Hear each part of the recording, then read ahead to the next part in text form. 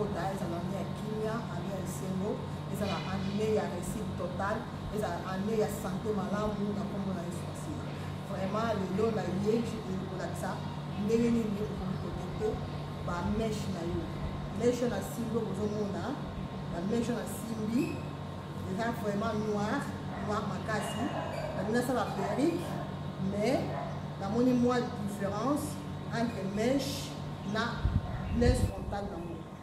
Alors soki mèche na laisse frontale soki eza couleur moko te komitungisa te kobanga te ndeko na ngai luka otente yango. Teinture le plus facile na kosala eza teinture ya noir. Noir ezala vraiment facile comme bonjour. Mèche oya nango chocolat oya je sais pas quoi ba mélange kozala 3 na perrique moko eza problème te po okotia na yo teinture. Wana ke mosika te azolakisa quand même séance moyen eza pusana omona nayebi biso bozomona différence eza kero eza vraiment noir à noir on a sibi donc tissage eza noir numéro 1 et oyo eza laisse frontale eza couleur naturelle. Donc pour dire que ceux qui n'ont pas ils ont fait ça penza ils ont balana te pourquoi pour y a noir et il y a ça couleur naturelle. So comme on dit boy de konangai ko banga te les atobena ah olga moko za kabelo couleur a perdu ça perdu sa couleur mon côté non de konangai c'est normal pourquoi pour la plupart ba laisse frontale closure là on a sorti la liboso et la couleur naturelle mais ba mèche air moko yaka noir et tout donc so comme on dit bon tente pour que musika te oh déjà comme ça noir pour tente on dit sous-sauté aux hommes abli mo qualité mèche oyo aux hommes na ndenge ezali de qualité vraiment ça très très bien et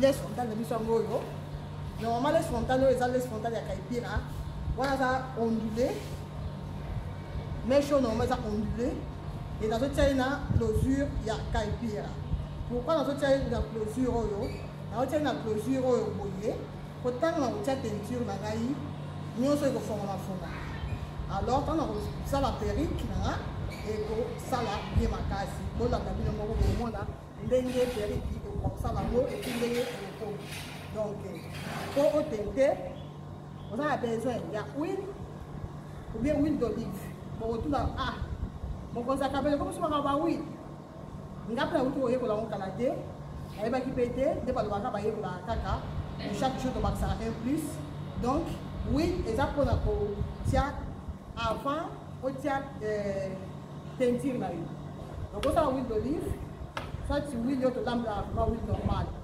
là na koutilize huile d'olive omona boye tala liboko na yo boye otie pakoli boye oya kopakola na mèche oyo olingi otente moke kaka bandeko na yo otia mpe mingi te mpo eperdre qualité nango te il faut toujours kotia huile po ntango kotente yango ezala toujours kitoko. Donc là on parle très bien, on parle mafuta donc vraiment très bien huile na yo nde sikoyo oya kozwa teinture na yo boye ozomona bino moko oyo tozotia teinture ya noir numéro 1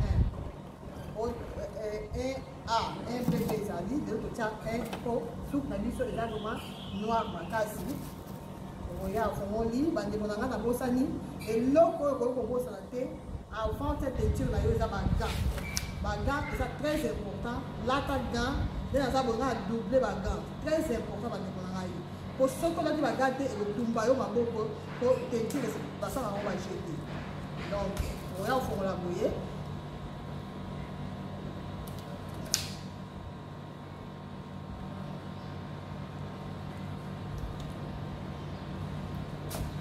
liquide na yango oyo donc teinture yango vraiment eza teinture le plus simple le plus facile na kosala oyo vraiment kosala yango yo moko na ndako so omoni kaka perrique na yo eza na 2 couleurs par couleur olingi okomisa yango couleur unie luka osomba kaka teinture ya noir oyo eza plus facile na kosala plus facile vraiment yango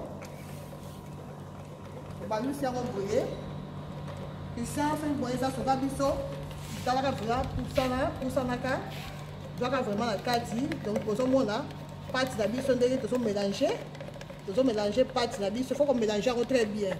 Quand on sait il faut que ça ait la patience. On y a tout ça on noki pour après on va quitter côté. Il faut ça vraiment beaucoup de patience. Donc là pâte na biso ngoyo ozomona bino moko pâte sangani. Après on y a rejoint mèche na yo boye.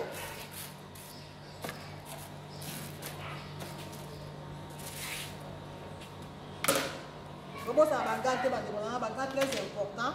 Et puis, là où c'est important, avant de taper, il faut qu'on peigne soupe très bien. On peigne vraiment très bien. Avant teinture, il faut qu'on peigne soupe. On peigne la soupe très bien. Pour peigner bien, il faut qu'on appuie sur la boue.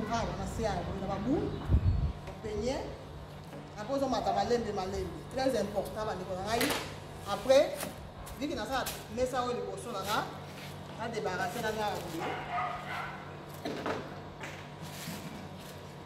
Et on a reçu, attendez, on fait la boîte bien. Pour ceux qui par exemple, on a mis ça boîte, le cas où on a teinture dans la carte à douche. On a teinture dans le salon, on a la cuisine, dans le salon, teinture, il faut ça dans la douche. Soit on est dans le salon. Ok, ça va très bien comme il faut. Au monique, il faut forcer péter. Il faut forcer péter. Ici en Belgique, nous avons Sophia Betty dans la main d'or. Hier, à ce moment-là, la main d'or, on a le barasso qui a simbi, il faut le cas. Famille, il faut vendre ça. Ça va bien.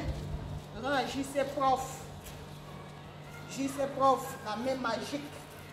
La même magique que les macabous. Il y a des teinture qui tombent. On a Simon Moïse, Maître Simon, la carte à galerie qui nous a tombé. Il y a des teinture qui tombent comme un casse. Teinture très bien. Mais teinture en noir en tout cas, c'est vraiment facile, très facile dans ça là. Après que ça la perruque na yo, bon, là faut que nous avons la perruque té. Là on a lobby, na tente mon cas comme la mort en plus, mais je te retente ya woté. Au monde hein.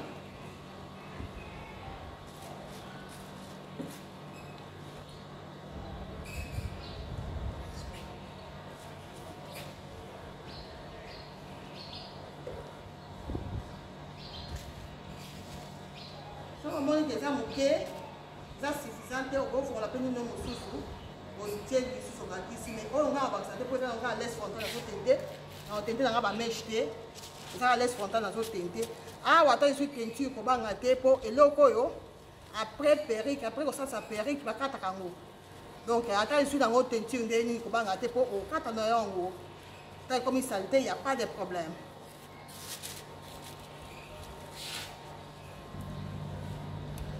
On a bien moko. On a les sacs mis sapu boyer. Les sapu d'ailleurs kaka. On a les sacs très bien pour faut partout préciser ça. Il faut s'assurer que les tintines d'ailleurs essuient partout. Il faut vraiment s'assurer sûr. Sinon il faut marquer côté monsieur essuie, côté monsieur essuie. Alors il faut mélanger très bien. Il faut vraiment 100% sûr que les tintines d'ailleurs essuient bien.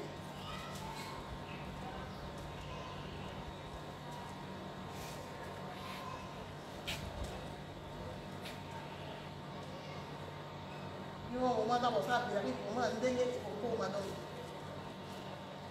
On va des macabou. Tout ça dans l'hiver, la minute tout ça dans l'hiver. Tout ça vraiment la besoin il y a là dans la perruque qui est noir, plus noir parce que tout ça dans l'hiver. Pour ça un peu couleur mais peut-être un mini noir pour ça l'hiver. Tout le monde donc mélangeons très bien. Il faut vraiment qu'on mélange très bien. Pour éviter que ça noir. Au moins là et vous me la rencontrez la ligne en boyer après on a encore ça on a quatre ya sachet boyer c'est bon ça la papier aluminium sur le lit mais là on a boyer la sachet naotika yango pendant 30 minutes okotika to mpe 5 minutes 10 minutes mpo noir ekomolaka nango te nga otika ngo 30 minutes po ezalaka noir ya noir makasi donc à suivre.